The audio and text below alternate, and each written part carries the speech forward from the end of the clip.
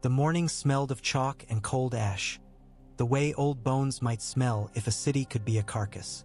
Jon stood with the ruin yawning around him and the city below stirring into smoke and clatter. The arches of the dragon pit were broken teeth gnawing at the sky. Crows hopped along the lips of the wound, their small claws clicking on stone. The lords came in a procession of color and iron, as if a river of cloth had found a course among fallen columns. He kept still, keeping his hands loose at his sides the way he had learned on bleak nights beyond the wall when a sword hilt tempted fear to clench. Davos breathed softly beside him. "There's a look to a morning like this," the knight murmured. "I've seen it at Blackwater before ships burned. City holds its breath, sees which way the wind turns." Jon said nothing. He was listening to the banners. They spoke when they cracked and rattled, spoke of houses carved into hills and winter fields where men bent backs under hail. He could pick them out. The gray direwolf snapping its head as if to scent him, the falcon's white wing shivering, the sun and spear of Dorne burning even without sunlight. That one he tried not to look at. He had learned, in the short days since ravens had flown, to keep his gaze steady on what was present and leave the rest to come in its time. They had made a circle of benches from salvaged wood and old marble slabs. On those sat the realm in its patchwork. Lord Yohn Royce with his bronze runes and heavy jaw, a Manderly with hands fat and ringed, green wool straining across his middle, Lady Barbary Dustin like a blade laid across a velvet cushion, speaking in a voice that sliced, Edmure Tully with his shoulders bowed and eyes reddened by the hard loyalty of second chances. A Stormlander boy, Gendry Baratheon they called him, with his hands too big for a lord's sleeve and a mouth that belonged on a smith.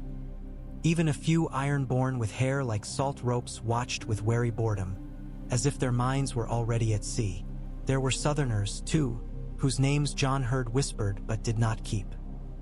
He looked once at Sansa and then again, because she looked so calm her face might have been carved from the stone of Winterfell's crypts. When she caught his eyes and let the smallest nod tilt her mouth, something inside him steadied a notch. The High Septon lifted a censer that puffed blue smoke into the brightening air.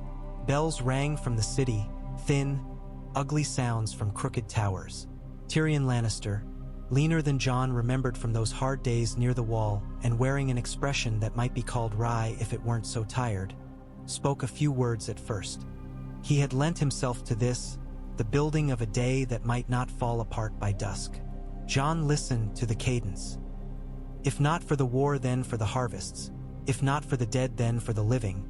If not for thrones, then for roads and barley and children who cried from empty cradles.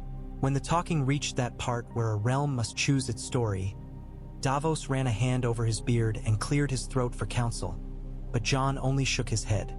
"No," he said quietly. "I have spoken enough. Let them be." They rose and they argued like rain against slate. Words rebounded. Old angers woke and paced. "The North will not kneel again," said some. "The South will not be broken by northern cold," said others. "Your fathers burned mine. Your queen burned ours. We bled in the snows. We starved behind the Blackwater. The sand snakes, the faith, the gold and the debt and the old oaths to kings dead as dust. And in the midst of it all the dragon's skull in the rubble grinned its earless grin." "Tell me true," Davos murmured. "Do you want this?" "No," Jon said. It was almost a relief to say it plainly. "But what I want, it doesn't matter much." He thought of Lyanna as he had been told she was by those who remembered. A swift wind with a wild horse's eye, a girl with a winter rose cupped in her hand. He had seen her in a tower in a dream, and in that dream the air had been too sweet to breathe.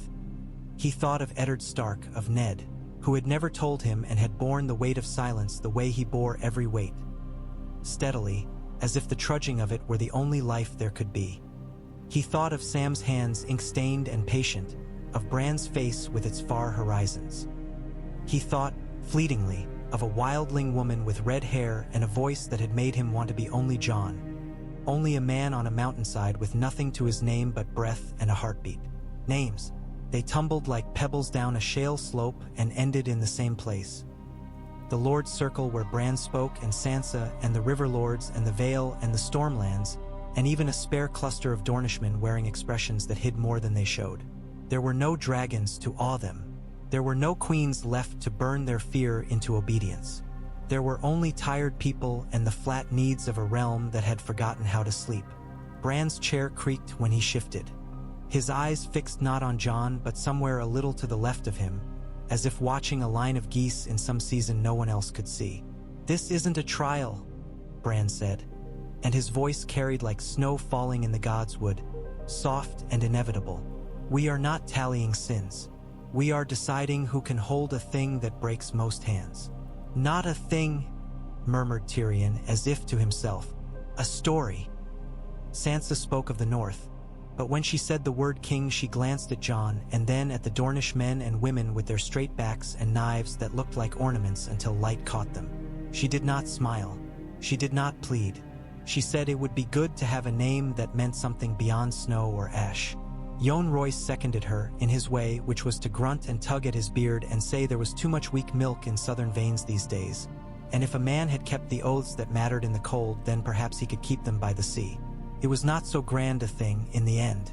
It almost never is. The votes came like the tide, first scuffling at the ankles, then lifting a little, then undeniably wet around the knees. It was done. The word they said was Aegon, and Jon felt it like a stone placed in his hand. Surprisingly warm, unexpectedly smooth from being passed along too many palms.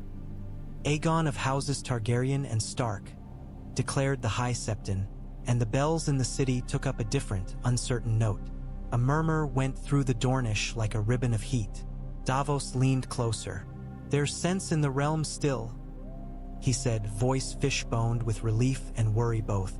"And trouble," he added, because he was a man who knew the sea and knew that swell followed calm as surely as sharks followed blood. The trouble had a shape already. Jon could feel it even before the Dornish envoy inclined his head.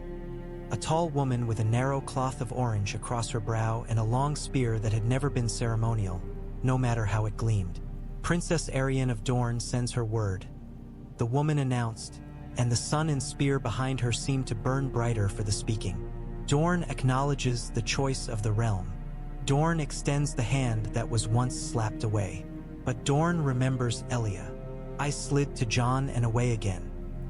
He could feel the weight of a story he had not lived pressing against the bones of his face. "So do I," he said, though he did not know the woman, had only her sad face from songs and the rough carving on a half-broken statue in a garden where children splashed. He said it because it was true enough. He had learned to carry truths he did not fully own. The envoy's chin lifted.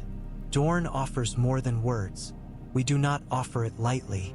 If the realm wishes peace, and if the king would stitch the bleeding edges shut rather than carve new wounds, if he would bind south and north in more than ink, then let him take Princess Arianne to wife." Wind hissed over the arches.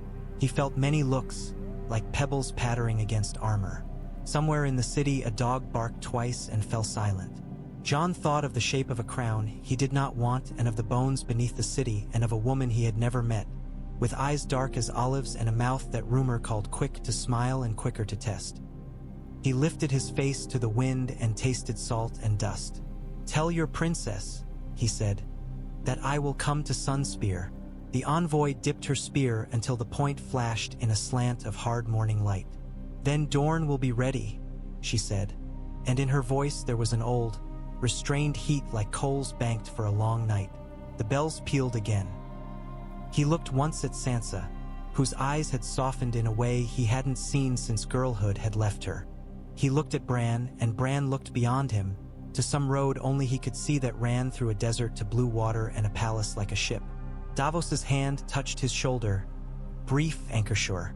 We'll need ships," the Onion Knight said. "I've crossed colder water," Jon said. He remembered the ice groaning and the gray hand of the sea when the dead had come walking. He remembered, too, that men needed something to do, something for their hands to hold and their backs to bend against. "We'll bring good words," he added, "and better oaths. Bring patience," Tyrion said lightly, from a shadow shaped like a dragon's broken rib, "and wine. In Dorne, water is for bathing, wine for speaking. Jon nodded as if this were a fact about wind or snow. The morning had turned bright without warmth. He let the word they had given him sit in his chest like a coal. Aegon. He did not know yet if it would burn him, or him it, or if they would keep each other warm through some long winter still to come. The narrow sea spread like hammered metal under a pale sky. The galley's wake braided itself into white scars that healed as soon as they were made. Jon stood with his gloved hands curled around the railing, feeling the hum of the hull, the small judders where oak met wave, the steady pull of a world that was mostly water. He had spent so long in the north that the sea's breath felt like a stranger's, salt thick and bold. It had its own winter, he thought, one of distance and of depths where light went to be forgotten. Davos moved among men and lines, speaking in the spare language of sailors. 2 words when most would waste 20, a point of 2 fingers where another man would shout.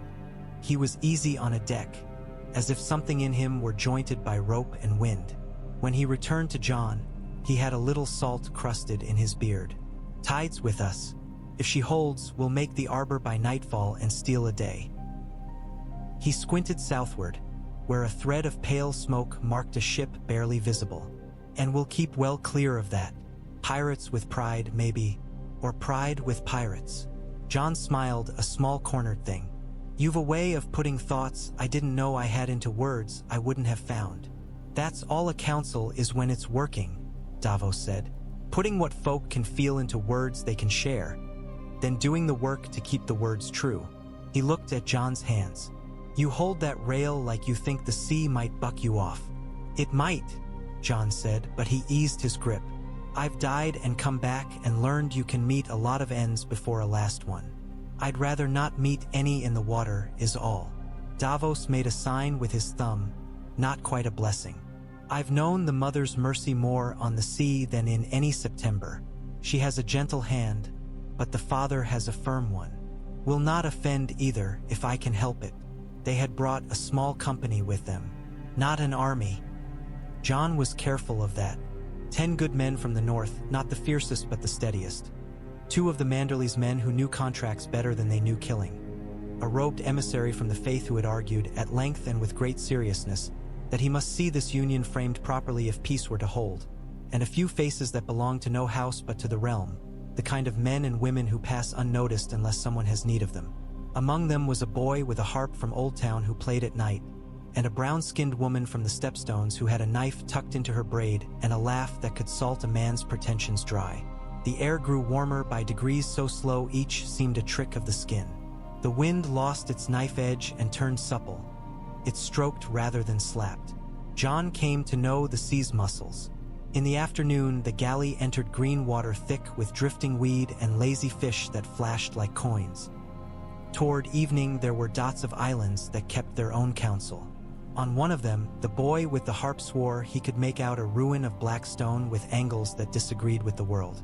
The Stepstones woman spat in the water and said some things should be left to drown in their own stories. At night, Jon dreamed of stone halls where the shadows leaned toward him with curiosity. He dreamed of his father's hand on his shoulder, of the heat of a forge by which a crowned stag hammered a broken sword straight. He dreamed of a woman walking along a white parapet above a dark garden, her hair the luster of a ripe fig, her smile considering. When he woke before dawn, the deck cold under his boots, he could still taste the orange of her name, Arianne. It had a sunny weight in the mouth. When the sun climbed, Davos handed him a sealed tube. From the Dornish envoy, drifted aboard with the morning mist as if to make a point. He tapped it, not opening. "I do like a people who can find a ship." Jon broke the wax. The script was strong, slanted. A hand that had learned patience and then put it away when it had had its use. The princess welcomed him to lands that kept their oaths long and quiet, and broke them louder if they must. There were courtesies offered. Quarters in the old palace, a garden with a view of spears and sea, a private stairway down to water if heat pressed too hard. There were also terms. The letter did not place them bluntly, but they were there, stitched into the silk. Dorne would not be bent. Dorne would be bound only where it chose to wrap itself. The marriage would be of equals. In the council that followed, Dorne would have voice beyond its size, for it had bled beyond its share. And there was a sentence like a needle. Dorne remembers Elia.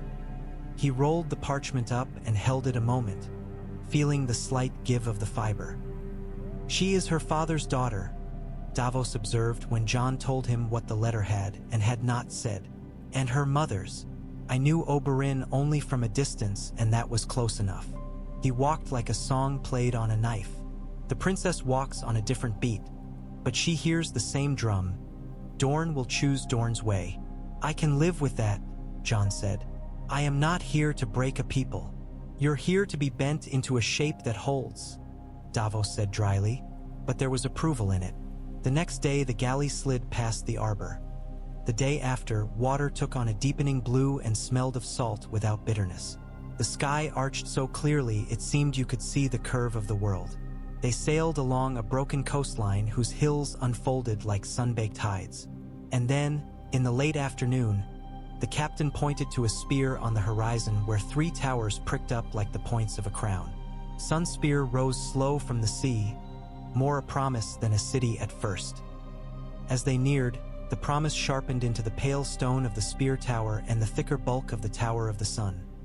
The old palace leaned low and long, like a cat stretched on a sill in sun. Pretty as a bride, the harp boy said, and the stepstones woman cuffed him lightly. Pretty is as pretty does. Jon smelled oranges on the wind. It was a dream scent, distant, nearly imaginary, and all the dearer for it. He remembered Winterfell in summer, when the kitchens did a thing with apple skins and mulled spice, a sweetness that seemed impossible until it was in the mouth. He thought of the godswood, and how the hot months had their own hush among moss and root.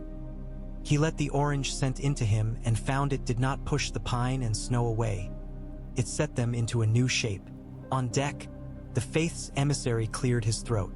Your Grace, he said, with the barely concealed thrill of a man who enjoyed the saying. It will be good to see vows spoken and not only promised. The mother smiles on fruitful unions. Jon grunted so as not to sigh.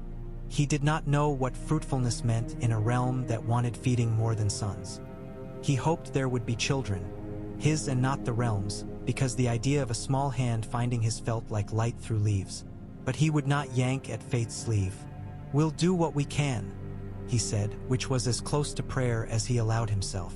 As the galley angled toward Sunspear's harbor, a sleek boat came out to meet them. In it stood a line of guards with spears that flashed like fish. At the prow, a figure in orange and red lifted a hand. The woman's hair was coiled close against the heat. Her eyes were unreadable above a mouth shaped for either sunlight or storms, and she wore no crown. Jon recognized the envoy from the dragon pit, but a step behind her was another woman, a little shorter, with a collar of small hammered suns at her throat and a scar running like a pale thread from ear to jaw. This one's gaze took him in as if she were measuring. He tamped down the urge to square his shoulders. He would be measured 1,000 times before sundown. Welcome to Sunspear, Your Grace, the envoy called when they drew within earshot, and the way she made the title sit clean was a courtesy Jon noted. The princess bids me say, the sea has been impatient for you. It is mutual, Jon replied, letting a corner of his mouth incline. Courtesy for courtesy, warmth for warmth. He did not reach for the shape of a king. He found it sat or not with him as it pleased. He could only be what he had learned to be, watchful, plain, stubborn as an iron nail. Sunspear's stones were hot underfoot when at last they disembarked. The smell of orange grew clearer, thickened with olive and dust. The air carried laughter like glass beads shaken in a bowl. Jon felt the press of eyes, the weight of a history that lay here in the wide-brimmed hats and bright skirts and loose sleeves, in the boys who ran spears through games in the shade, and in the old men who watched with wine-dark mouths. The city did not bend itself for him. It allowed his passing with the sullen generosity of a cat. At the end of a long, low corridor that opened into a courtyard of blue-tiled basins, he saw her. Arianne Martell stood by a pool where a thin stream of water fell from a copper spout shaped like a viper. She wore a gown the color of baked clay and a girdle of gold wire with small suns that trembled when she breathed. Her hair was braided in an artful crown that left her neck bare to the heat. She had no veil. Her eyes found him and stayed. Jon let the moment draw until it was taut but not cruel. Then he went to the proper distance, where a man might greet a princess without presuming. He bowed not stiffly, just enough. "Princess."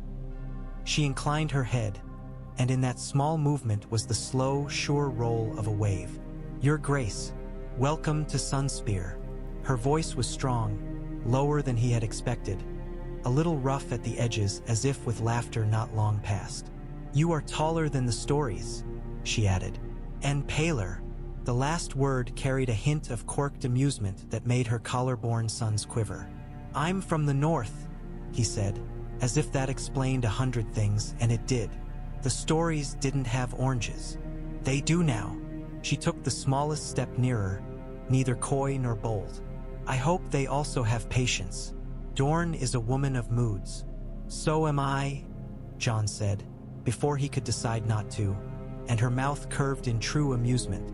"Good," she said.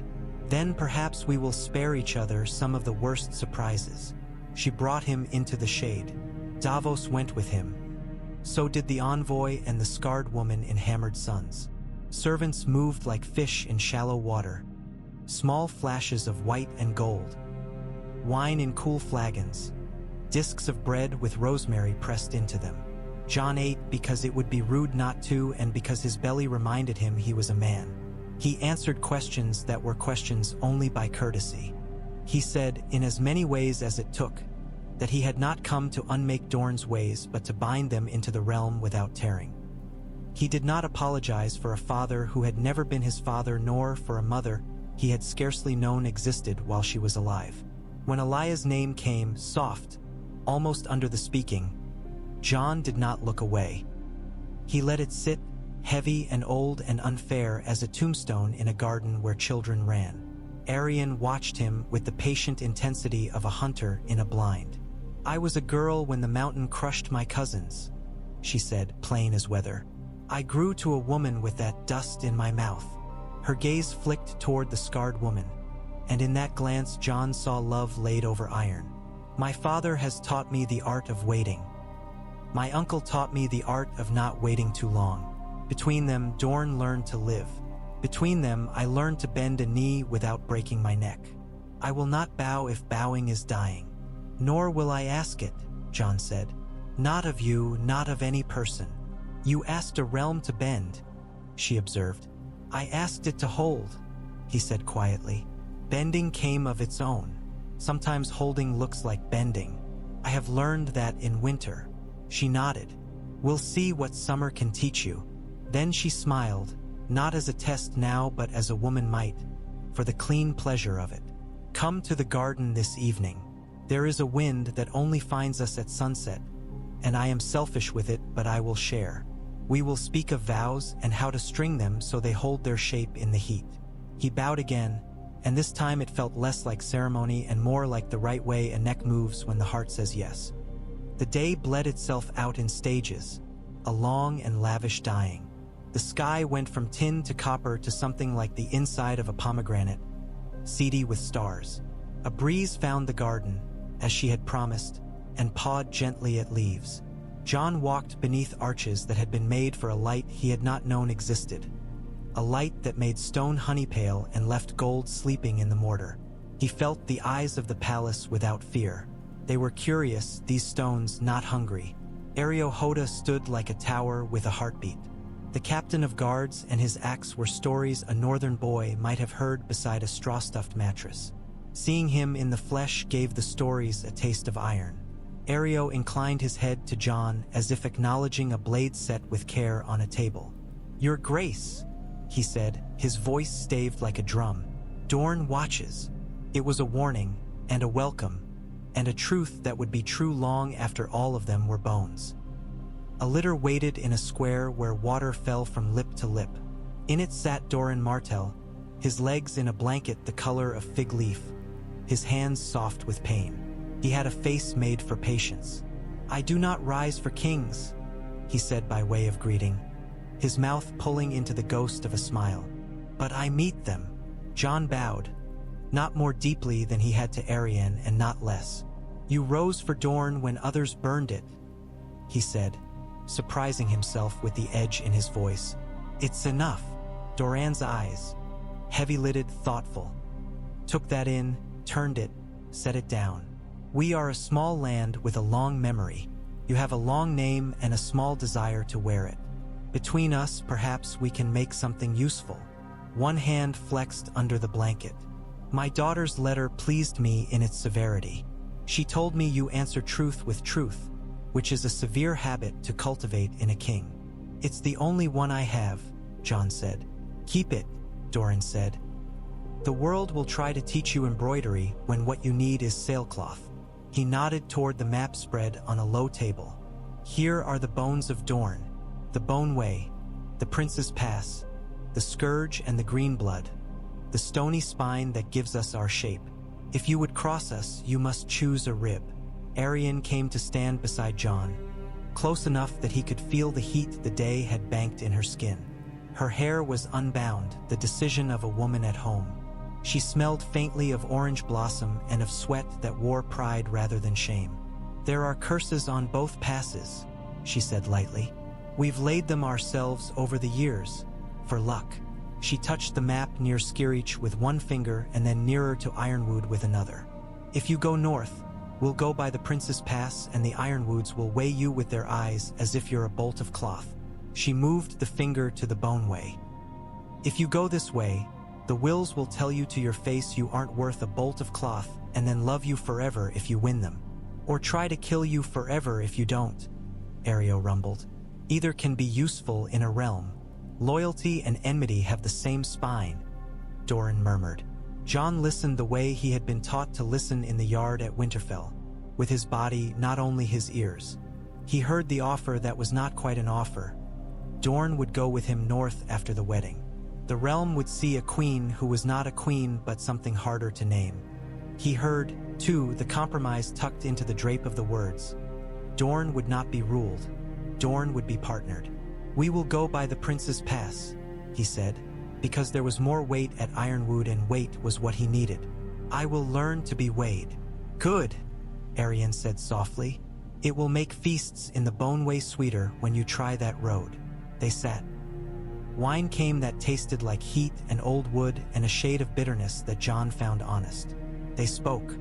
He said what he meant to carve into law, that the North would keep its own if the North would keep the realm, that the faith would be bound by law as law-bound kings, that the gold cloaks would be gold only in the buttons and the men who wore them would be chosen by those they patrolled.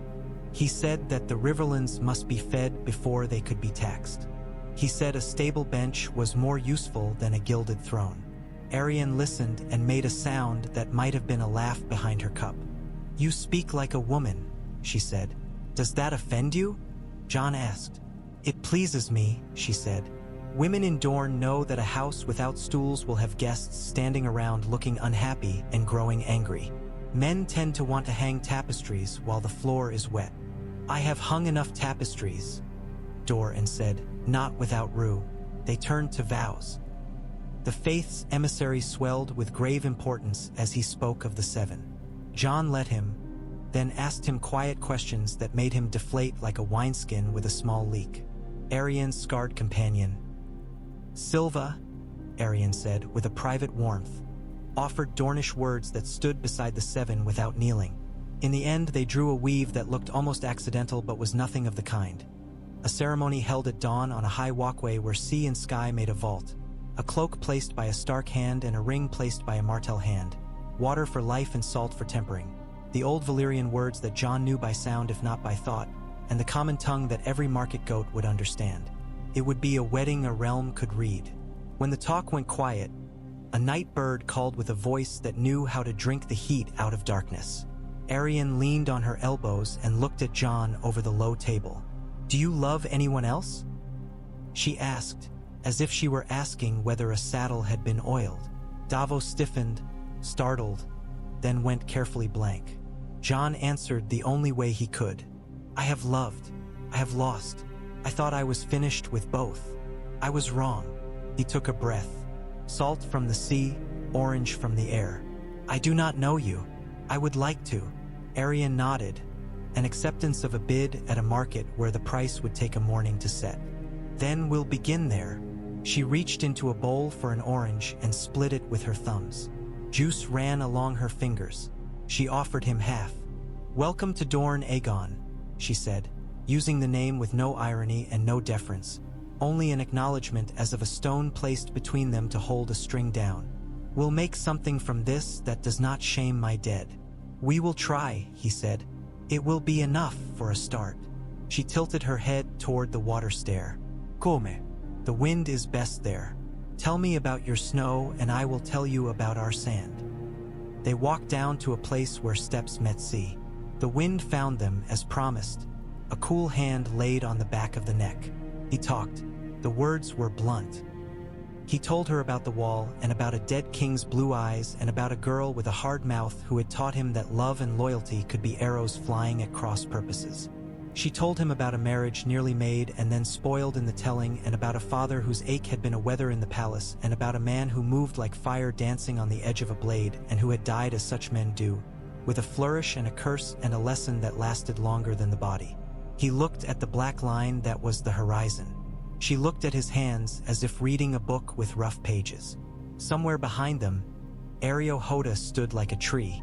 Somewhere above, Doran's breath sighed. The realm turned as it always had, the great slow grinding of need and pride and bread. They did not pretend it was a love feast. It was a treaty meal dressed in roses and spice. But Dornish cooks knew how to make thanks taste like pleasure, and Jon, who had eaten oat cakes black with ash and stringy meat from a creature whose name no one said aloud, laid his gratitude on every plate. The lamb fell apart under his knife. The olives were arrows of salt and sun. The wine was a slow ribbon that steadied his bones. Davos sat lower than he usually did after 2 cups. His mouth gone speculative, which meant he was planning to say something sensible and unwelcome later. Arianne wore scarlet like a flag daring a wind. She moved through the hall the way a sloop moves through light chop without getting wet. Men who had learned to carve with words hastened to set theirs where she might cut them to size. The Ironwood lord, tall and thoughtful, inclined his head with the carefulness of a man who did not tip his hat until he had counted the coins in the exchange. Long live the realm, he said dryly, as if he and it had a long-standing joke no one else need worry it yet. Long enough to pay its debts, muttered a merchant from Planky Town somewhere behind a pillar, and the ripple of laughter that followed was not entirely friendly. Jon rose when he should and said what was required. He did not boast. He did not plead. He spoke of bread, of roads, of laws that were iron even when kings were flesh. He said that a marriage was a road too, a new one, which meant stones would be badly laid and feet would be bruised until hands bled them smooth. He stopped before words turned to glue. Practical, murmured a Dane whose hair fell like water over his shoulder. He'll wear out boots fast and make cobblers rich. Then we will have cobblers who can buy lamb, Arianne answered, not looking away from Jon. She lifted a cup. To the cobblers! To the cobblers! The hall replied, warmth growing at the edges of their amusement. Tyrion was not at the feast, which Jon felt as one feels a missing tooth with the tongue. The dwarf had remained in King's Landing to hammer at coin and court, and the lack of his needling intelligence was both a relief and a loss. Jon found himself stepping more carefully over words that might collapse into pits. He took counsel in glances, Davos's brow, the faith's emissary's pursed lips, Arianne's little half-smile that said, now, hear this. Speeches went on. Stories were told. Of Nymeria's fleet crossing a sea with dragons at its back, of Martells who had laughed at arrows, of Starks who had stood in snow up to their breasts and not stooped. Jon listened and learned. The realm loved to tell its history at table as if bread needed buttering with blood. He thought of the North's quiet stories, the ones said in the space between words as men mended harness by firelight. He wondered how to stitch these 2 ways of remembering together without tearing both. He thought, a child who knows 2 songs can sing more sweetly than a child who knows one. At some point, the scarred woman, Silva, came to stand at Arianne's side and spoke into her ear. Arianne's face changed by a finger's width. She looked to Jon, then to Davos. "A matter that wishes to be settled before it grows teeth," she said, soft enough only Jon and Davos heard. "If you would trust me, come. This is Dorne's way, to pick thorns from feet as soon as we feel them." They slipped from the hall like a ribbon slipping from a dress, with Areo and 2 guards as the knot. In a narrow corridor where the heat held its breath, a young lord with the blue and silver badge of House Fowler stood too straight. His mouth had the pinched look of a man who had tried to swallow rage and found it larger than his throat. "Your Grace," he said to Jon, and if he believed the title it was hard to hear, "my brother died on the Trident.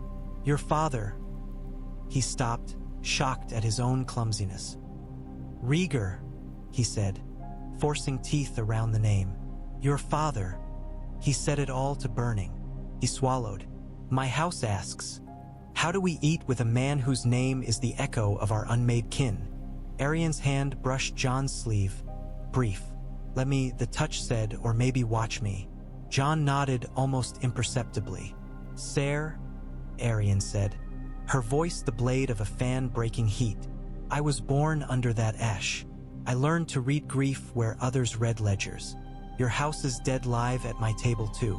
If you seek to set their bowls before a ghost and let rage feed and feed, you will never taste salt again, only ash. The king did not kill your brother. If you wish to swing a sword at a song, I will find you a bard." "Princess," the man said, breath clipping at the edges now with shame. "Look at him," Arianne said, and her hand again found Jon but did not touch. "He is not a song. He is a man. He has bled. He will bleed for you if he says it, and I will require he say it. So say it." Jon looked at the Fowler and thought of a boy at the wall with fingers gone white from fear. His voice when it came was low and without ornament. "I am the son of a man who broke oaths and a woman who kept one at the cost of her life. I am the ward of a man who bore me as his sin and his love and told no one because honor is sometimes silence. I am not a song. I will bleed for your house if the realm demands it.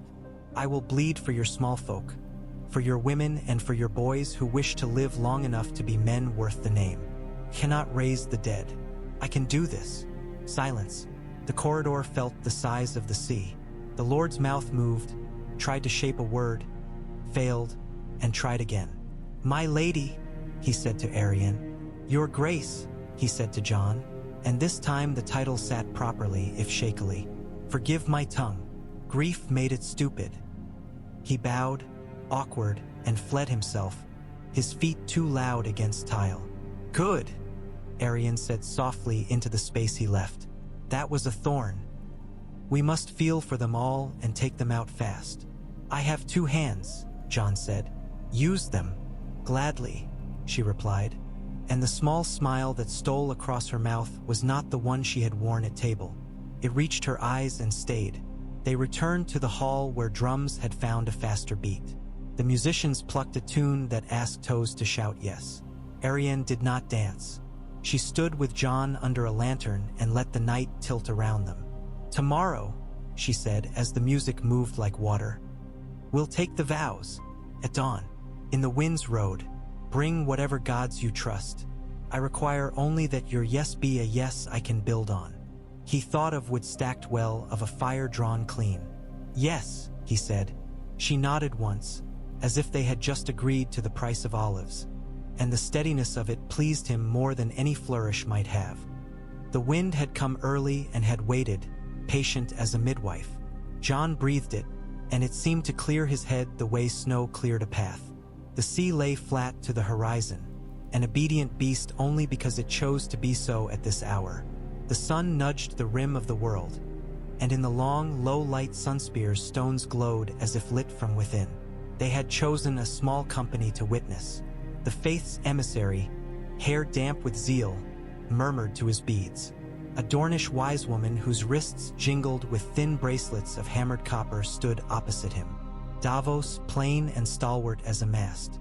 Areo Hoda, whose axe's head rested on his toe like a dog. Doran, pale and intent as the edge of a shell. A few lords with faces Jon had learned and a few children who had run up the stair ahead of their mothers and somehow stayed, still in the wind as if learning how to be oaks. A cloak lay over Jon's arm. It was the best they could do in short time, woven by a woman in the old palace who had looked at the rough sketch Sansa had sent by Raven and nodded once, sharp as a knot tied. Gray where Winterfell's sky was gray. Lined in pale that recalled the fur he had once dragged around his shoulders when the wind was a knife. He felt the weight of it and thought, I am dressing my yes. Arianne came with her hair bound in a simple braid and her white gown moving like water around a stone. The cloak she wore was Martell red shot with gold, suns small as coins stitched along the edge. She wore no jewels but the small suns at her throat and a ring with a shard of something pale caught in it, as if a sliver of moon had chosen to sit there. Her eyes were quiet. The words were a weave, as they had made them. The Septon's sonorous lines, the wise woman's brisk ones. Water, then salt. The sign for the seven traced, the old knot charm tied. Jon placed the stark cloak over Arianne's shoulders and felt the faint startle that went through her as if she had walked into a colder room and found it bracing. Arianne took his hand and slid a ring onto his finger. Simple, weighty, carved from an olive knot. For patience, she said low. For stubbornness, he returned.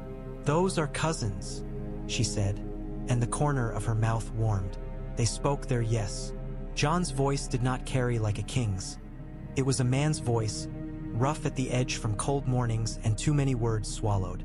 Arianne's yes came clear and steady, with iron hidden under linen. The wind took the sounds and wrapped them and set them down in the sea, and Jon had a sudden superstitious thought that the water would keep them safe, willful and salty and incorruptible. When the Septon declared what had been made, the gull chose that moment to slide by with the insolent grace of a creature that knows exactly what it is. The children on the walkway clapped because there was nothing else to clap for that they understood. Jon laughed in spite of himself, and Arianne's laugh joined his and then lived on its own. Wine, said the wise woman with pleasure, and cups came, cool in the hand. Dorne lifted his in two hands because his fingers trembled. To peace, he said, a thin garment easily torn. We will mend it. To peace, Davos echoed. To mending. Arianne touched her cup to Jon's and then to Doran's, then to Ario's axe head, which felt both irreverent and solemn. To work, she said. They did not wait for feasting. There would be feasting enough through the day until the sun grew drunk and fell into the sea. There were papers to sign, badges of a world that liked its words walked onto parchment where they could be counted. There were small folk lined along a lower courtyard who tipped their hats and nodded and called blessings as if calling across a market. There were gifts, a bolt of cloth woven with waves, a bowl carved from an olive that had died of old age, a knife with a handle of apricot wood and a blade that took light like water. Jon thanked each giver as if he had all the time the sea had. Davos watched him and approved, though his eyes kept sliding north as if they could see beyond heat and stone to the hard mountains where the road waited. They found a quiet as morning climbed. A hedge of rosemary sheltered a bench that had learned the shape of many backs. Jon and Arianne sat and breathed the herb until it was part of their breath. Below, a fisherman mended a net with the slow certainty of a man who had mended more than nets. A cat napped on the warm hood of a cart with its paws crossed like a noble's. It was, in that small circuit of sight, a peaceful world. Jon felt the ache of it like a bruise you forget until you move a certain way. You look like a man who is listening for footsteps, Arianne said quietly. I am always listening for them. North. Everywhere, he said, but north most. Good, she said, and when he looked at her, startled, she smiled without warmth but not without kindness. A king who cannot hear footsteps will wake with a knife in him. It would be a waste. She tilted her head toward the road that was not visible but might as well have been. Up through the passes where stone kept its own counsel, into lands where wind said different words. We will go soon. Dorne will complain and then obey. The Ironwoods will feed us and measure us with their eyes. The Fowlers will ask forgiveness and offer a hawk. The Wills will try to wrestle your men for sport and call it respect. If we're clever, We will turn all of this into a song that even the north can hum. Do you sing? He asked. She snorted, like a goat in labor, but I can set a chorus. You? Do you sing, Snow King? My sister does, he said. I learned to sing only enough to call men on a march. It is a different sound, more tramp than tune. Then we will be 2 goats and a drum, she said, and see what the gods make of it. He looked at her hands. There was a strength in them he recognized, calluses different from his, formed by pen and rein and dagger. Her ring gleamed in the sun as she turned it, absent reflex. Will you miss this? He asked, and meant the sea and the heat and the orange scent and the way the palace had been built to be a cool memory of water in a dry mind. I will bring it, she said simply. Where I go, Dorne goes. That is true of every lord and lady, though some forget it until a storm reminds them. I will miss the wind that knows my name, but I would like to taste snow that bites my lip and makes me curse. She glanced sideways. I suspect I will curse a great deal. This will please me. He almost laughed. Instead, he let himself smile and let her see it and keep it. We'll find you words for snow, he said. There are many. So I've heard. A language of white. Her voice went softer. I will find you words for heat. We have many for that too. They sat without speech for a span of breaths that could have been minutes if counted by monks. The sun had climbed to a place where it made the sea squint. When footsteps came, Jon heard them and did not stiffen. Areo appeared, a shade deeper than shade. Ravens, he said, and offered a bound packet. Jon felt the weight before he knew the words. In it a northern hand, Sansa's precise and spare, spoke. Of storms gathered at the neck, of wild talk in the riverlands about men with pale eyes and bogs where no pale eyes should be, of a hunter in the wolfswood who had found a deer frozen with its heart unburst, still as carven wood in green summer. It was rumor. It was seed. It was footsteps in snow not yet fallen. Arianne watched him read. She watched his face quiet another degree. Is it the thing that eats breath? She asked calmly, as if speaking of a debt that had come due. It may be, he said. Or the first bird speaking of it. Then we go, she said, and rose, the white of her gown catching low sunlight and turning it into a small, serious blaze. We will ride the prince's pass before the day forgets its morning. We will read the road. If there's a debt, we'll take a coin purse heavy enough to pay the interest. Jon stood. The bench remembered him reluctantly. He felt the ring on his finger and the cloak's ghost on his arm and the sea in his lungs and the snow in his bones. He had a wife. He had a road. He had a name that fitted him properly and would have to be broken in. He looked up at the walkway where they had said yes and imagined it under snow, which was a foolish imagining, and then under rain, which was less so. Davos, he called, and the Onion Knight appeared as if the sea itself had set him there. We leave at noon. Davos took in the tilt of Jon's mouth and the paper in his hand. Aye, your grace. I'll find the mules that don't buck and the men who will. Arianne's smile made the small suns at her throat catch. Find women who will too, she said. I ride better with women near me. They point out Cliff's men insist on galloping over for pride. Davos bowed, faintly flustered by his own agreement. Aye, princess. I'll find the Cliffs and the women both. The pass asked for attention the way a narrow bridge asks for a steady foot. Rock rose on one side like a wall that had chosen to be rock instead of castle. On the other side, the world fell away into a bowl of heat and distance. The line of riders and mules crept along, careful as a seamstress over a new hem. The mules snorted and set their feet the way creatures do when they've spent their lives learning that a wrong step is a cliff and not a lesson. Ironwood men rode easy, their bodies remembering this road like an old song. They did not show off. They showed competence, which is a better ornament. A hawk rode a thick glove and watched the falling wallow of air with the composure of a creature for whom falling is food. Areo Hoda was a moving piece of landscape. Jon learned the pass as he had learned fighting, by watching, by listening for where weight shifted, by feeling for the small betrayals that stones make before they slip. He rode close to Arianne and watched the way she took the corners. She did not hunch with caution. She sat straight and let the road understand that she understood it. "If you lean away from the drop owns you," she said. "Sit in the saddle. Let the cliff make its case and refuse it politely." "Everything is a negotiation," Jon said. "In Dorne, yes. In the north. In the north too," he admitted. "Only colder." He touched his horse's neck and felt the warmth there like a modest fire. "The wind negotiates with your skin. The snow negotiates with your feet. Every word you say at a council table negotiates with the hunger of the men who left the table to do the fetching." "Then we are cousins in more than pride," she said. "We are both poor."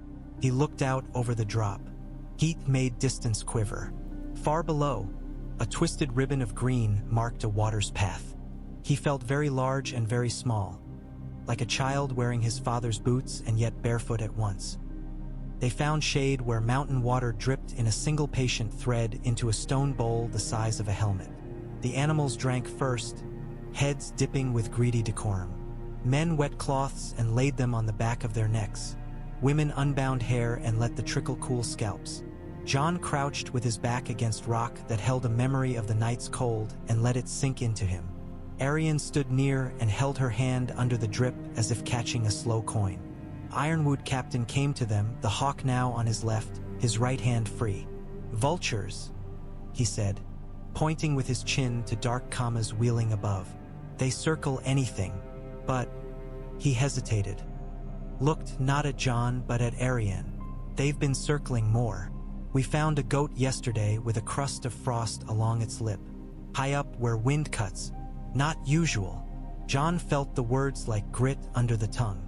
"Frost," he said, making the sound flat. "Aye," said the captain, "a bite of winter in high heat. I've known such things when the wind comes north from peaks with a grudge. But this had a feel." He searched for a word and settled for none. "Odd," he said and spat, not in disgust but in a habit of marking the ground when the world made no sense. Arianne looked at Jon. She did not ask, "Are those your footsteps?" She did not say, "This is your realm." She lifted her hand from the drip and shook water from her fingers. "We warned you it would be a marriage with weather," she said and smiled a little, and the smile had no room for flinching. "We go on." They went on. The path widened, then tightened, then widened once more. Rock that had chosen shade offered small mercy. Toward evening they saw the walls of Ironwood rise like a stern brows. Banners barely stirred. The gates opened with courtesy, not haste. The Lord of Ironwood met them in a hall that had never danced, not even when music played. He was careful but not grudging. He set bread on the table the old way and meat and salt and wine, and watched how Jon ate and drank and where he put his knife. Jon placed his knife where a guest should and not where a conqueror might. He spoke slowly. He said he would ask much of Ironwood in the months ahead: grain, men, patience, but that he would take the asking on himself, not send a clerk with petty pride. The Lord nodded, the smallest concession. In the night Jon woke to the smell of cold where none should be. He got up, took a cloak, and walked to the battlements. The stars hung close enough to touch. He put his hand on stone and felt it thinking about frost. A figure stood ahead in shadow, hair loosened and a cloak thrown over a white shift. Arianne did not start when he came to lean at the same crenel. "I thought I heard a winter bird," she said. Jon listened. A vulture grunted to itself. A mouse scuffed the straw in the yard. Somewhere a guard coughed in a way that said the cough had been waiting for silence to be heard. "They're riding," he said, knowing and not knowing how. "Then so do we," she answered. "We will rest enough to keep our footing. We will go fast enough to answer a letter before it turns into a wail." He stood with her while the stars spun imperceptibly. He did not touch her, though his hand remembered the weight of the cloak he had laid over her shoulders. He felt the ring on his finger. He thought of the dragon pit at dawn, of the gull's insolence, of the bowl of water on the walkway and the taste of salt that had given their yes a savor. He thought of a road that ran north through the marrow of a land that had chosen him, and of how a name could be a coal you held for heat without letting it char you to ash. Below, A small boy turned over in his sleep and muttered, and a woman somewhere soothed him with a hum that rose just high enough to meet the stars. The sound made the night feel like a bowl, not a pit. He let it settle him. Then he turned to Arianne, and she turned to him, and in that pivot there was a wordless agreement that had something of vows in it too. We will go. They left the great gray walls as if slipping a careful knot, not with flourish but with that purposeful quiet a household uses when a sick child sleeps. Morning clung to the stones and to the riders' cloaks. It gathered as pearl damp where leather met throat. The mountains received them without a word. Rock heaved up in broken pages. Wind licked at the edges until they frayed into scree. The pass wound as a snake does when it tolerates a hand, tensely watchful for a wrong pressure. A fox watched from a red shelf of stone, its eyes knowing too much without being impressed. The Ironwood men let it be.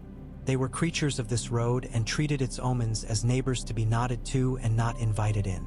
The hawk on the captain's glove blinked a lid as thin as breath and rode the air that curled off the cliffs.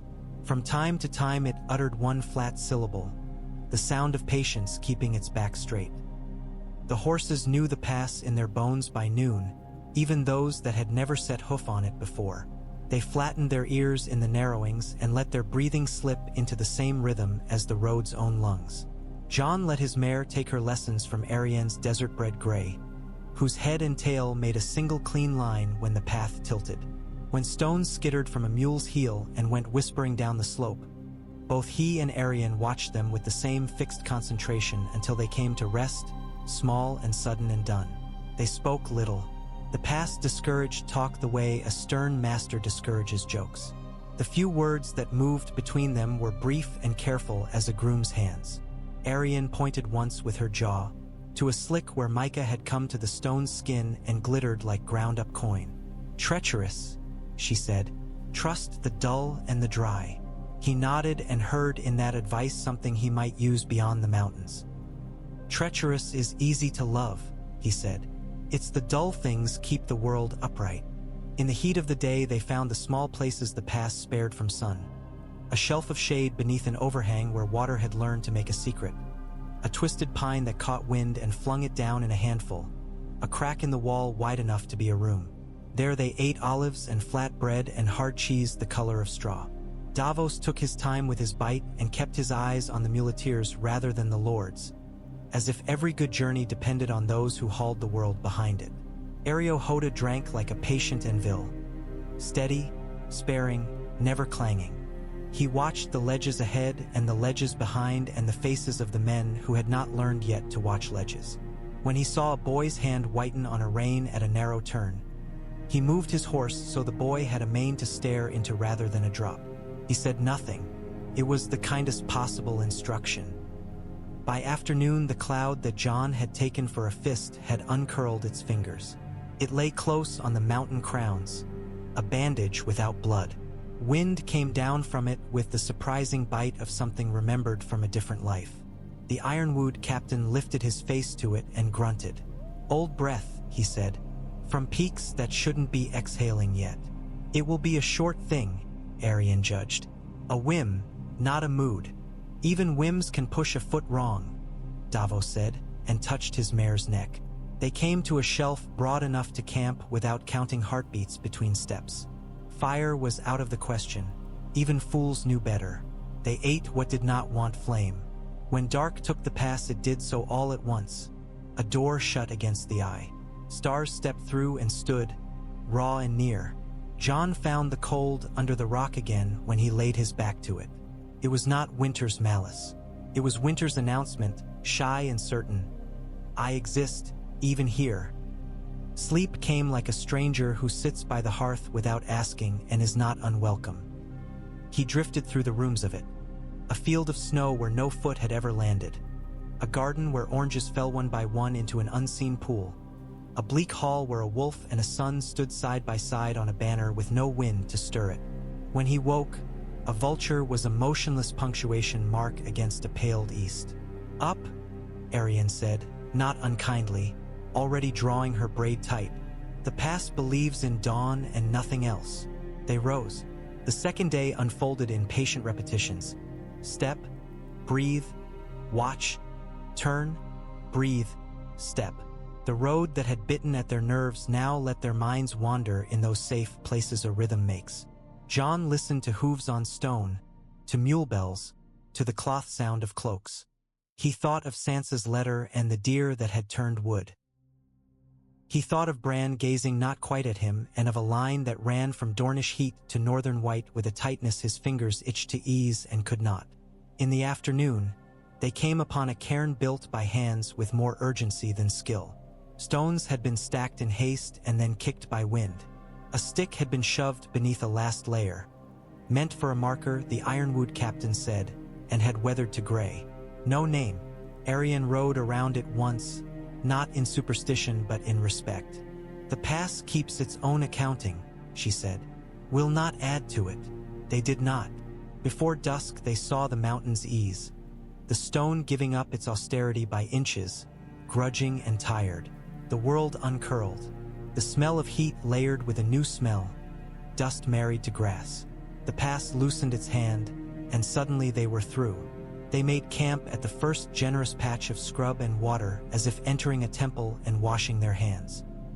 Men laughed for the first time in 2 days and laughed too loud. Women scolded them and were pleased to. A mule brayed with the consecutive dignity of a bishop pronouncing upon a matter of turnips. Jon felt the relief in his own body and kept it quiet. He knew better than to make bargains with a road after it had yielded. Arianne stretched out her legs and winced in a way she disguised as a smile. When he offered her the last of the flat bread, she shook her head and pushed an orange segment into his hand. For luck, she said, or for sugar, whichever is braver. He bit. The juice ran bright across a tongue that had spent a day swallowing dust. Both, he said.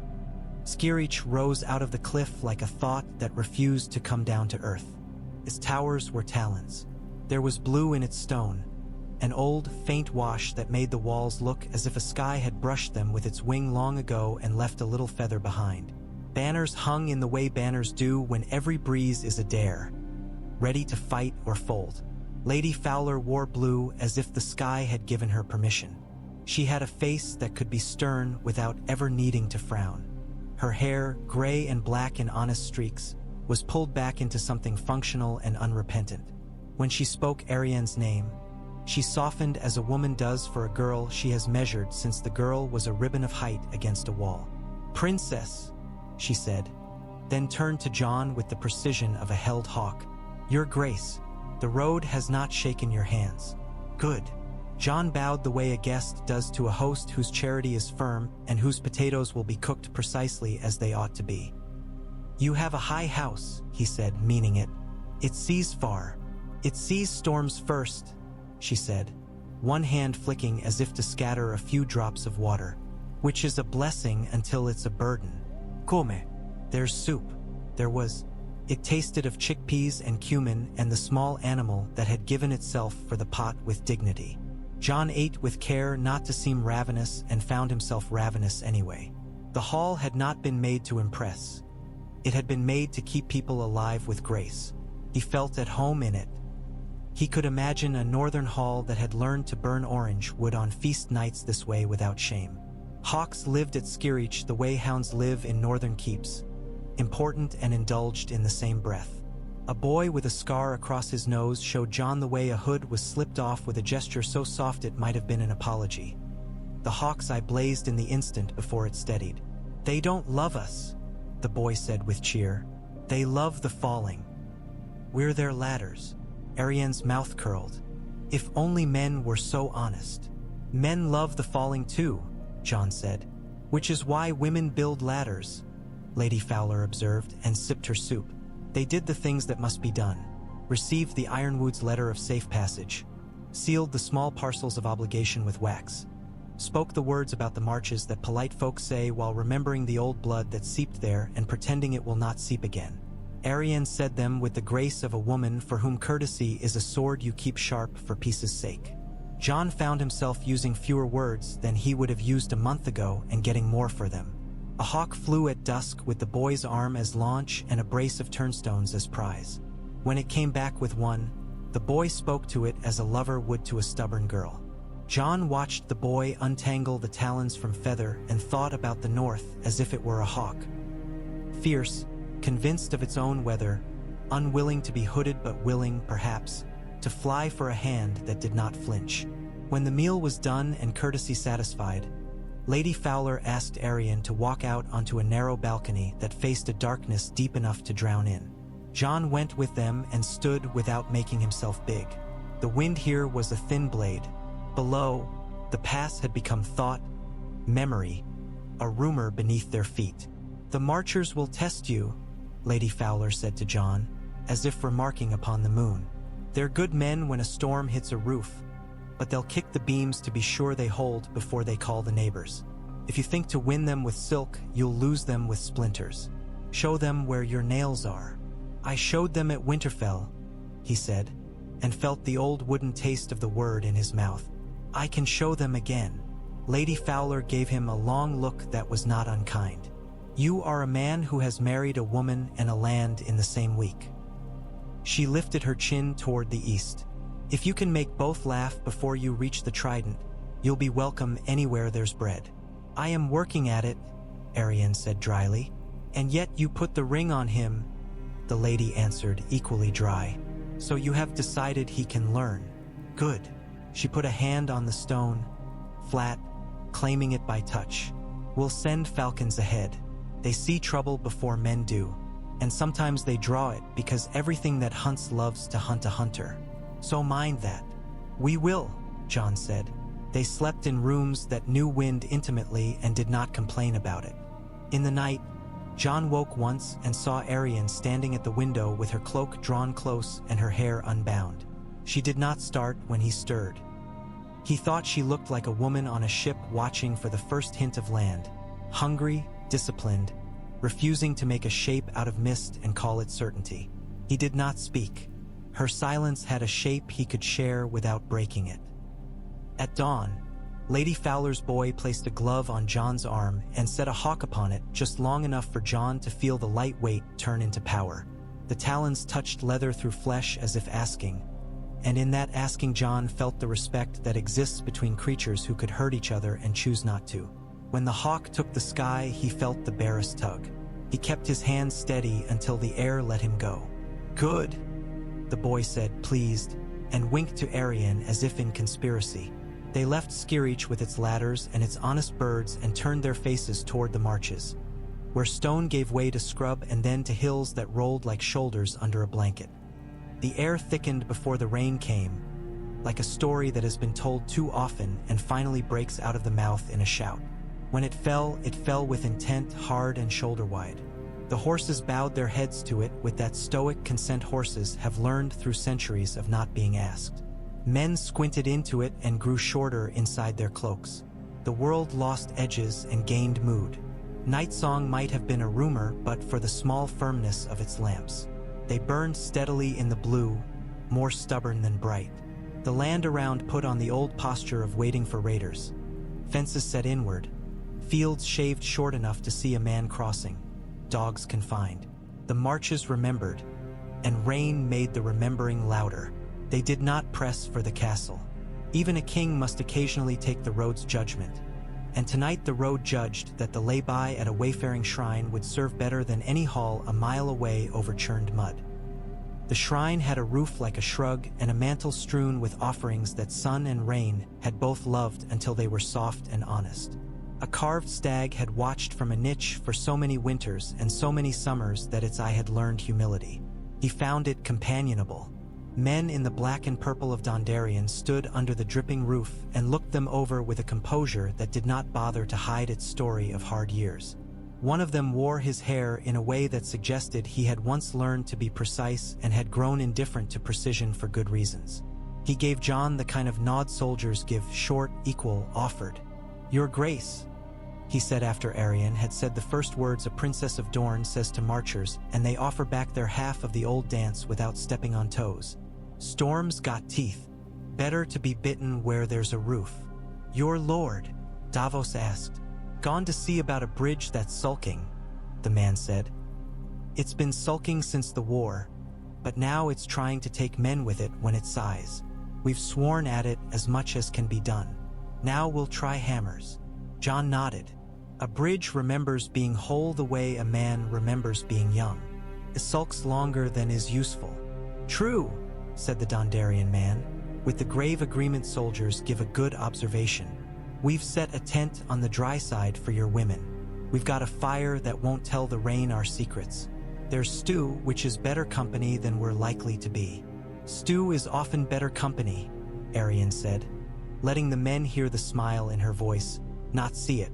They ate in the layered silence of people who have been wet and are turning the corner toward being warm. The stew tasted of turnip and sorrow and something sweet at the bottom of the pot that had been kept back for those who needed it. Jon felt the pleasant fatigue that is not weakness move into his bones. He watched the rain step from eve to eve as if testing footing. A shrine girl, a woman of 30 with a narrow plate and the unflappable eyes of one who deals with small gods and large fools, brought them bread and a tale about a stag seen on a ridge in high summer with frost on his antlers.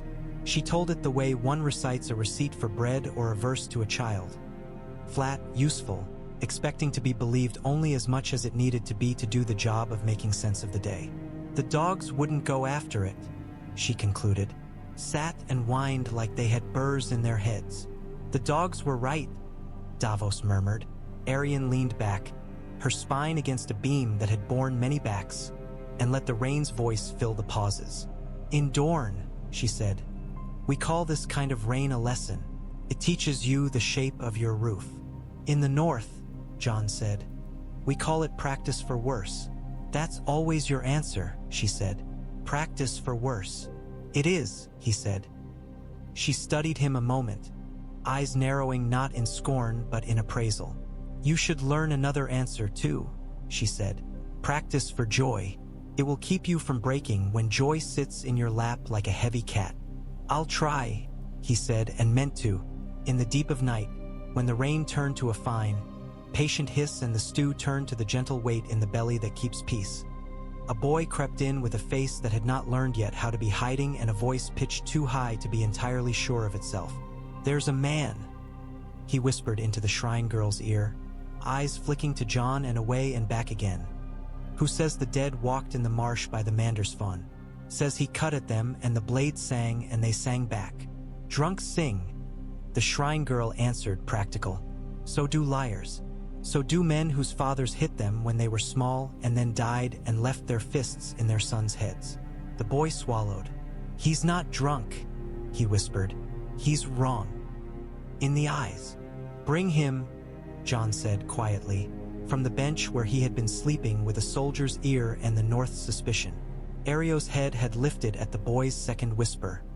Arianne's hand had gone to the small knife she wore not for show. The man who came had the look of a hedgewalker, coat that had outlived 3 owners, boots that had eaten too much mud, beard that was the color of the road.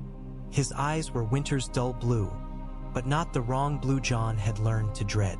They were too alive in a miserable way for that. He stood between 2 Dondarrion men and blinked as if the room were too small for his thoughts. "They got up," he said before anyone asked.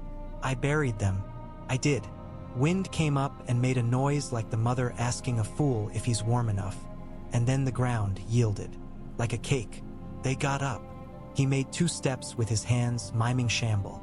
"I put an axe into one and he didn't complain like he should have. Only made that noise a frozen branch makes when it breaks," the Dondarrion man with the spoiled haircut said without inflection. "He's been saying this to anyone will listen since sundown, and he started saying it to the rain when none of us could manage to keep listening. He hasn't asked for coin." "What do you want?" Arianne asked the man. She asked it gently and without indulgence. "To go home and find my boy asleep," he said, like a confession. "You'll do that," she said. She looked to Jon. He shook his head once. Not to dismiss, to reassure and to defer. He spoke to the man as he would to a crow that had learned to say please. "Tomorrow," he said, "you'll take a rider and show him where you buried them. He'll bring what should be brought and it will be done as it should be done." "And if they get up?" the man whispered. "Then they'll be made to lay down," Jon said, and for a heartbeat his voice remembered a wind howling over dead snow. The man flinched as if the snow had touched him. Then he nodded jerkily, like a man who has found a step that might not give way. Arianne's palm brushed the bench near Jon's knee. She did not touch him. The rain agreed upon the roof, steady now, like a hand on a fretful head.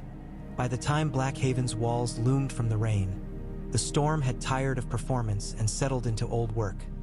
Fattening fields, souring tempers, testing stone. Lightning had come in the night once, a clean white lash that split a tree just past the shrine and left it steaming. The smell of it, the hot blood of wood, hung around the company as if to remind them that all living things can be opened. Blackhaven's courtyard was busy with the business of gates. Men who had been roused from beds trying to look as if they had been waiting in their boots. Women who had learned to stand in rain without cursing respectably, and who would curse unrespectably later to their friends. The broken-limbed cat, king of some old gutter, limped the parapet with dignified contempt. It paused to regard Jon and Arianne as if judging whether either would prove to be a good lap at some inevitable future. It decided to be unimpressed for now. They were taken to a hall with a roof so dark the rain sound lived in it like a tenant. Bread came. A map set upon a table pocked by candle scars and knife points. Davos leaned over it and tapped with one short nail. "Here," he said, "the fun the hedgewalker spoke of. Here the river that's only a river when it remembers. Here a bridge that sulks, and here another that thinks too well of itself and breaks because of pride. If there are dead together there, we'll find them where men forget men most." Arianne set her knuckles on the table and let her eyes walk the bone needles. "We do this quietly," she said. "No boys who'll run home to mothers with stories. No wives who will wear the story as a shawl and draw it around neighbors to warm themselves with fear. If there's a thing to be seen, we see it and we name it and we send word north in a way that doesn't pry the realm open like a lidded pot to feed a rumor." Jon nodded. "Quiet," he agreed. He met the Dondarrion man's gaze and saw the steadiness there that comes from having watched men throw their lives after bad weather. "Two riders," he said. "One of ours, one of yours. And the man who buried them, because there's a straight line in his head he can follow even through rain." He paused. "And a septon who knows quiet." "Three riders," Davos corrected gently, because he knew the shape of danger when it looked like a story men would be tempted to finish in a hurry. "I'll go." "You're my hand to the sea, not to the mud," Jon said. "I have both," Davos answered mildly. "And my boots are older than mud's tricks." Arianne's eyes moved between them and then to Areo. "You will send a man with him who can put an arrow in a small moving thing if it decides to be trouble," she said. Areo inclined his head, as a tree might consent to let a bird sit. They went. While the rain combed Blackhaven, Jon and Arianne sat with the Lord, gaunt, courteous, tired in the way of men who have counted coins against storms for too many seasons. He asked questions that were law-dressed in homespun. Who would guard the roads and who would build the gallows for men who made roads dangerous? Whether mills would grind under seal and tithe or be free and bankrupt? Whether the king would demand boys and men to stand in long lines for the privilege of dying in good order or only in bad order as usual? Jon answered the way he had learned to answer since the dragon pit, without promise of miracles and with promise of work. The Lord's mouth eased one finger's width. Arianne spoke little. When she did, it was to place a spill of sand upon a word so that it might hold ink. She said what Dorne would bear and what it would not, and the marcher did not argue the way some men argue when they want to carve their initials into a woman's statement. He listened. Perhaps he had been taught by weather. Perhaps he had learned by losing. At dusk, Davos returned with a step that told its own story before his mouth did. His beard dripped. His eyes were clear and unhappy. He set something wrapped in cloth upon the table and untied it with the reverence a captain uses on a chart that has brought him through a reef. Inside lay a shard of ice the size of a thumb and a sprig of fungrass caught within it, as if summer had been fooled for an instant and then trapped for a sin it didn't understand. The pit was empty, Davos said. The ground had been walked that had no feet to do it with.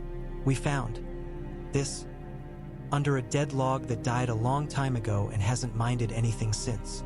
He touched the shard's slick back with the tip of one finger. He did not flinch when the cold spoke. but he did not insult it by pretending not to hear.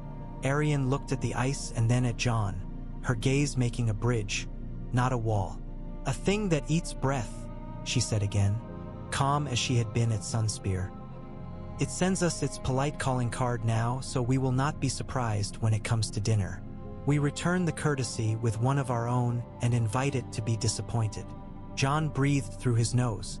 The shard sat in the lamplight and refused to melt the way a man refuses to speak a truth that would put him in a worse room than silence. "We go north," he said, and felt the words find their old place in his mouth, their rightness and their weariness both. "We go by the quickest road we can keep safe for those behind us. We will not run so fast we lose men who cannot run as fast as we do. We will not walk so slow the dead beat us to the next hearth." He turned to the Dondarrion lord. "Your bridge will be hammered. Your roads will be kept. Your boys will be measured and trained. There will be work that makes sense. There will be fear that does not. We will ask you to set your house in order so that when the fear knocks, you can hand it a broom and set it to sweeping." The Lord of Blackhaven barked a laugh he had not expected. He said, "I can set fear to work. It will complain, but it will work." He looked at the shard and then resolutely at the stew. "We'll eat before we speak of it more. Men think better with grease in them." They ate. They drank a little. No one spoke in the tones of a song. No one pretended this was a story that would make a lady swoon or a boy reach for a wooden sword. They were men and women who had seen too much rain to call it a blessing when they were wet. The world widened and flattened and greened.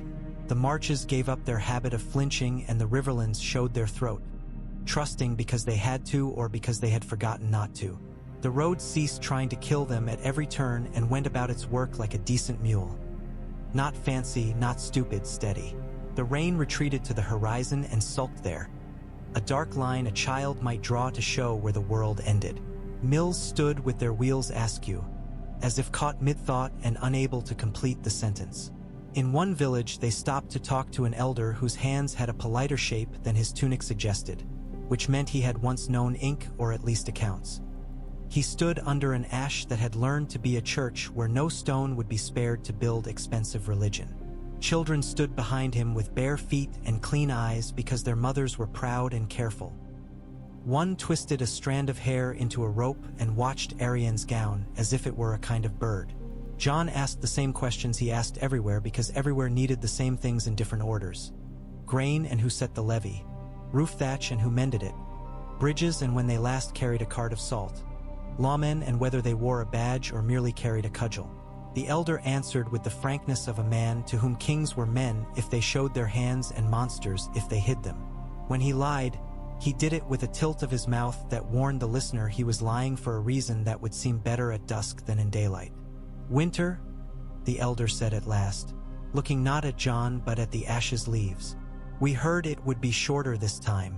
We always hear it." He paused. "It came different last time. Cold in the wrong places. Cold where fear could find it easier." "It may come different again," Arianne said, not offering comfort in the form of the familiar, which is a noisy lie. "We'll send word before it arrives and after. We'll set men to make certain the road behind us is kept. If something that doesn't breathe decides to travel, we'll teach it the cost of the toll." The elder considered her as a man considers a new tool that might be a trick. "Dorne talks like men who live near knives," he said. "We do," she said. "We'll share the habits." He nodded once and turned to a boy at his side. "Fetch the measures," he said. "They'll need to know what we call a bushel here because ours is a lie we all agree to." The boy ran. "If you force your reach's measure on us, we'll call you tyrant and cheat. If you allow ours, we'll call you stupid. The choice is between being cursed for kindness and cursed for theft. I'd suggest you write down both measures and command nothing and remember everything." "Done," Jon said. They ate in the village because children with clean eyes had watched them, and it would be cruelty to be aloof. A pot was brought that had a bit of good bacon in it and a lot of hope. The hope tasted like carrots and a rare herb whose name Arianne knew and did not name aloud for the pleasure of keeping a thing in her mouth that could not be stolen. The women watched the way Jon held a spoon and decided he had been hungry before in his life and would be again, and thus was not dangerous if fed. The men watched the way Arianne sat a bench and decided she could ride one from dusk to dawn and so might ride out a bad season. Ario stood in a doorway that had never been made for a man his size and was kind to a dog that pushed at his shin with a head too heavy for its age. Children approached Arianne with a stealth that would have fooled anyone who did not know children. "Is your skin always that color?" one asked, bold and brief and intent on truth as children are. "It is," she said gravely. "In winter, it is a little more gold. In high summer, it is a little more brown. Yours will be the same, if you are allowed to go in the sun and are not kept in a cellar like a jar of jam." This seemed both satisfactory and restorative to a girl who had been dragged inside a great deal by a mother who had reasons. The mother, hearing jam, laughed and then put a hand over her mouth in surprise, as if laughter had been an expensive thing and she had spent it without counting. When they left, the elder gave them a measure, a wooden scoop worn smooth as a river stone, and a blessing that sounded like advice. "Keep your back straight," he said to Jon, "and when you meet a man who says he holds the river, ask him to show you the mark the water made around his ankle." "I will," Jon said. The ford shone like a blade cleaned too often. The water offered cool hands to hocks and knees and then took away its comfort without apology. The far bank was muddy enough to test temper. The near bank was worse. Men cursed with creativity and then with economy. The second curses carried them through. The camp rose with the well-practiced quiet of people accustomed to being interrupted by trouble. Fire took. Tents learned their shapes. Pots remembered what they were meant to do. A weirwood sapling, no more than Jon's height and still thin with the ambition of young things, twined up near an old low shrine of packed earth and stone. It was not a true heart tree as the North would reckon it. It had not found the cold water in rock or put its roots down into the secrets of the dead. But its leaves were the right glossy red. Its bark showed the first pale suggestion of a face that might take a century to come true. Arianne went to it without ceremony, because ceremony with a tree is a kind of insult or a poem, and this was neither place nor hour for poetry. She set her thumb to a leaf and pressed as if testing fruit at a market, gentle and attentive. The leaf did not mind. It did not know she was a princess. She smiled, not because it had taught her humility, but because it had made humility feel like warmth. "It is a pretty thing," she said. "It wants more wind and less mud. It wants to live long enough to have a story," Jon said. "Then we must be careful around it," she said. "Stories are jealous and will trample each other to get heard." The sky at the edge of the world had put on iron. It was not the black of a storm or the soft in-between of a day that has lost interest. It was that old iron that Jon had learned north of the wall, the iron that remembers nail heads and bone. He watched it and did not say its name because men with any sense do not call a thing to a camp by making its shape with their tongues. He sat with his back to the sapling and his eyes open until sleep came up behind him and took him down clean, the way a horseman puts a rider down who has done enough for the day. He dreamed a red leaf opening like a mouth. He dreamed an orange falling and striking snow without bruising. He dreamed a wolf stepping out of a Dornish heat shimmer and lying down with its head on a woman's knee as if both had known the other long before they were born. When morning came, Ario reported what he had seen when no one else was watching. Fox prints on mud that had frozen and thawed in the same footfall. A woman crying at the river and not saying why to anyone who asked. A man who had offered to sell them a map to the gods for a loaf and who had been disappointed only that no one laughed. "People smell the same as always," Ario said. "But their hair lifts on their necks when there is no wind. They sense something," Arianne answered. "They do," Ario said. "So do I." "We go," Jon said. And the company rose not because he was king, but because the day had reached out and pulled them forward by their shirt collars as days do. The inn had been built to excel at the art of not collapsing. Its roof sagged not as a surrender but as a posture adopted against wind. The signboard's trout had given up colors for honesty. A fat black dog lay in a doorway as if doors had been invented for his convenience. The stew was gray and good. Tully men sat at a back table with the careful dignity of retainers who had served a house through slim and ruin and had not grown resentful at the lack of fat. They watched Jon with reserved, polite grief, as one watches a cousin wearing the wrong coat to a funeral. When he went to them, he did not say the name of the man they had lost, the one who had spent so much of his life trying to keep the piece of river and field tethered. He said only, "Your lord?" And they said, "Better." And the conversation went forward with that as a bridge. A minstrel with 2 missing strings made a noise out of his harp that was more useful than beautiful. He sang a verse he had made about roads being like long, stubborn women and travelers being like silly men, and it did what a verse ought. It put a little grease on the places where had made things squeak. Arianne wrote by the lantern, her hand bold and clean, not bothering to hide when she scratched a word out and put a better one in. Jon read a letter in Tyrion's quick, pricking hand that told of coin moving from one pocket to another as if pockets were doors and coins indecisive house guests.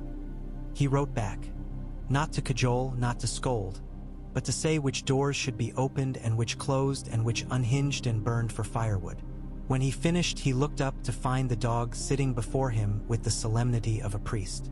It set its broad head on his knee and sighed, a sigh that belonged to the world, not only to a beast. He put his fingers into the greasy fur, and the dog accepted the comfort as tithe. A woman with hair like the bark of a willow, and eyes that kept the door in their corner without fear, brought them a plate of apples that had been kept in a cellar and tasted like forgiveness. "For the princess," she said, "if she will not take offense." Arianne did not. She took one, bit, and closed her eyes as if the taste took her someplace she had not expected to go and was not prepared to tell anyone about. The woman watched her, nodded as if they had agreed on an old principle, and went away. "Your realm feeds you," Arianne said to Jon, when the dog had decided to set its head upon her knee instead. "Not well, perhaps, not always, but it pushes small plates toward your hand as if to say, 'We will keep you standing if you will keep the roof mended.' This is decent. It will keep men from returning to the woods with knives. It will keep us honest," he said. "Honesty is expensive," she answered without heat. "I will see what in Dorne we can sell to buy a little more of it." He looked at her with that frankness that would get him killed one day or save 1,000 lives and no one would keep account. "And you?" he asked. "What do you buy for yourself?" "Rooms with windows," she said immediately, as if she had been keeping the answer in her mouth for years. She looked at the inn's window, small, greasy, determined. "And a good knife, and a garden that does not apologize for wanting water." "I will find you those," he said, as if they were treaties. He did not smile, and neither did she. The dog snored.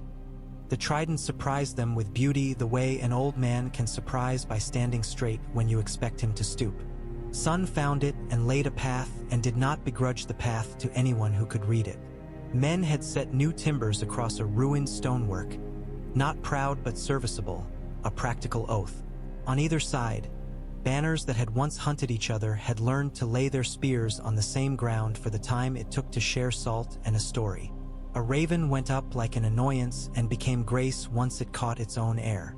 Areo spoke to a woman whose face had been cut once and healed into a new geography. She had a bundle that contained everything a person should not have been asked to carry. He did not offer to take it. He did not insult the labor by pretending it would lessen if shared. He gave her a string of words that good men keep in a pouch, where to go and where not to stand and whom to name when she reached a gate. She listened with her scar and the rest of her face together, making an expression that meant, "I hear you. I will do as you instruct. I am already on my way."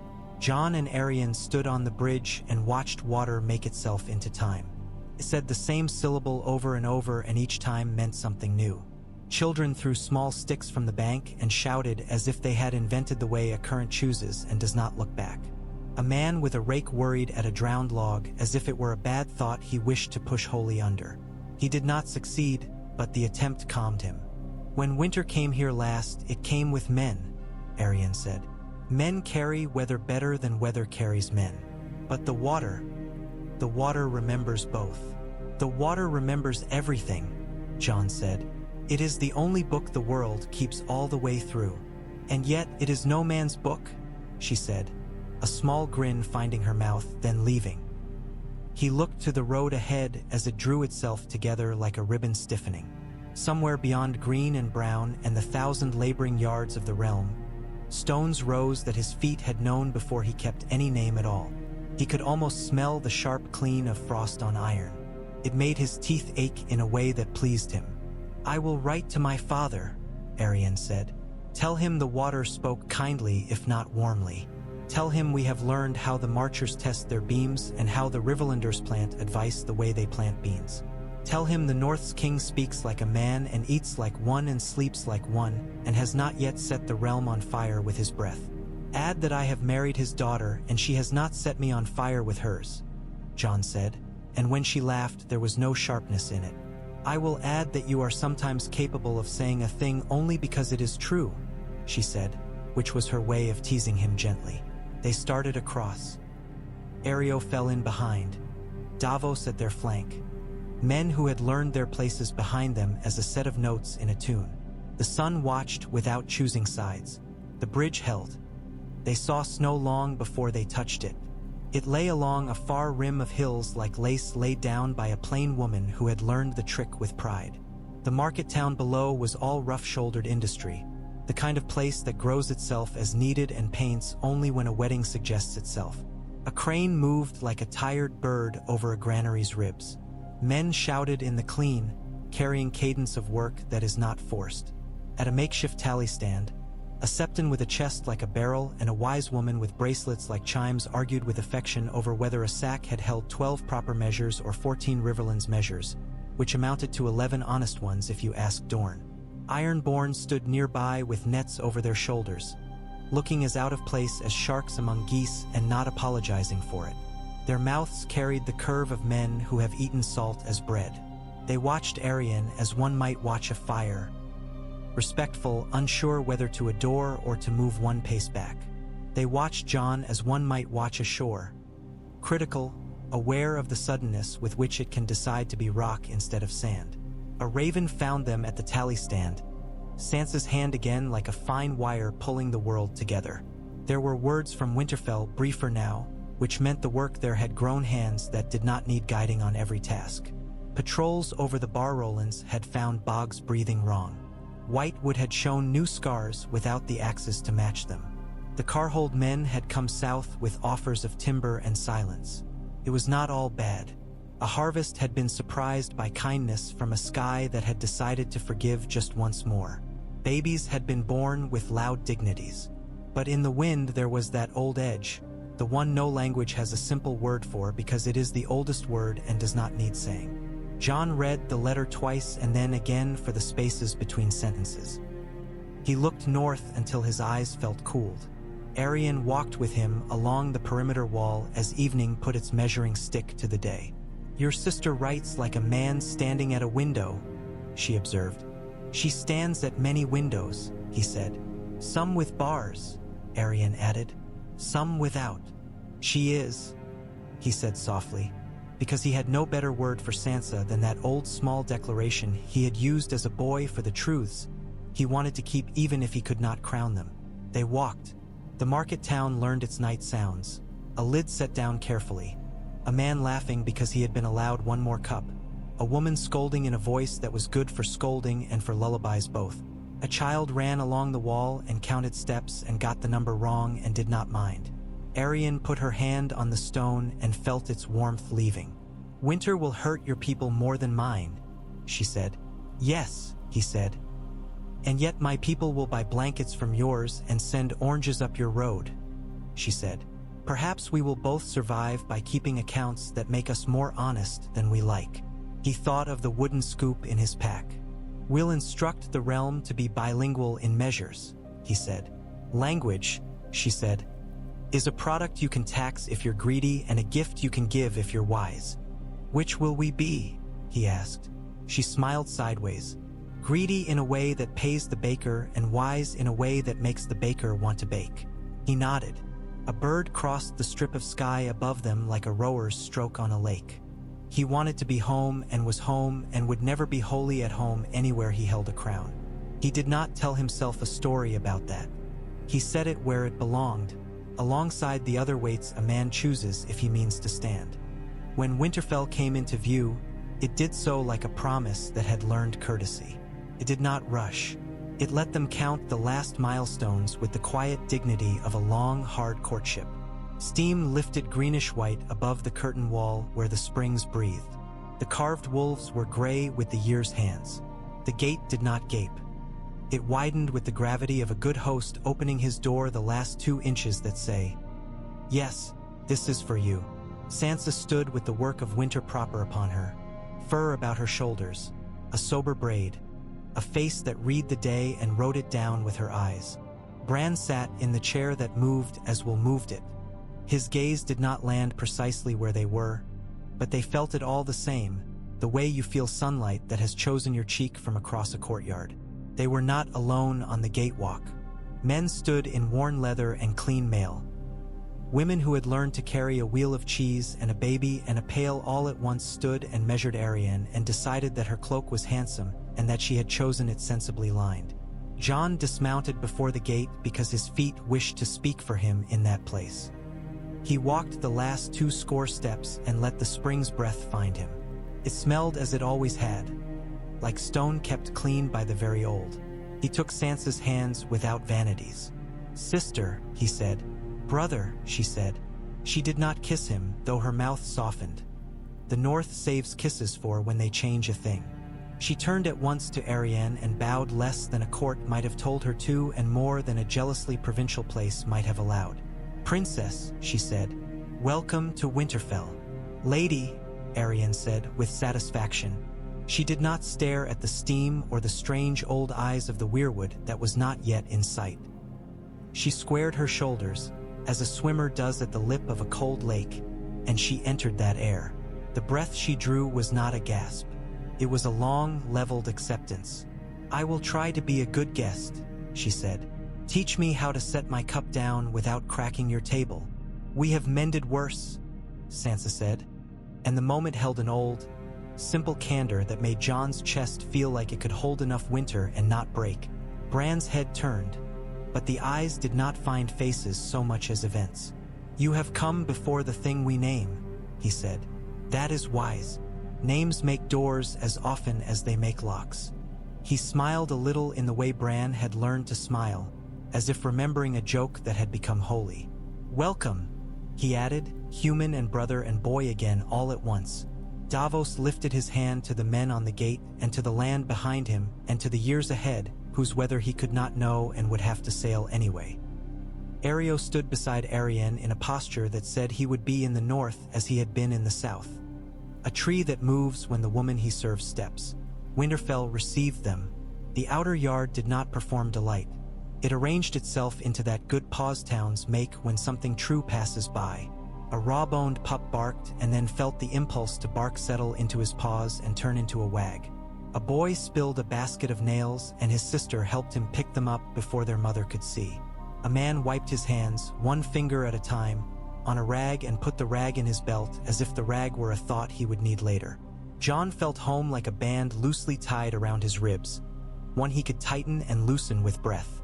He let the first inward breath be for the road and the company that had borne it. He let the outward breath be for the dead and for the living who would have to pretend to be brave until bravery became a habit. He looked at Arianne, at the pale thread of steam snagged on a strand of her hair, at the orange memory the air would never hold for her and that she had brought anyway in her manner and the ring on his finger. He thought, this is the work. A bell rang somewhere in the keep, not a peal, a note that went up and sat. The day put itself into order around it with the satisfaction of a cloak that discovers it has not been moth-eaten in the chest after all. Jon stepped forward. Sansa stepped aside. Arianne moved with him. The springs breathed. The snow, indecisive, courteous, melted in the steam and decided to come again later with more seriousness. The gate attended to its hinge speech. The realm went on counting the things it would need to make and the things it would have to let go in order to survive. They entered Winterfell.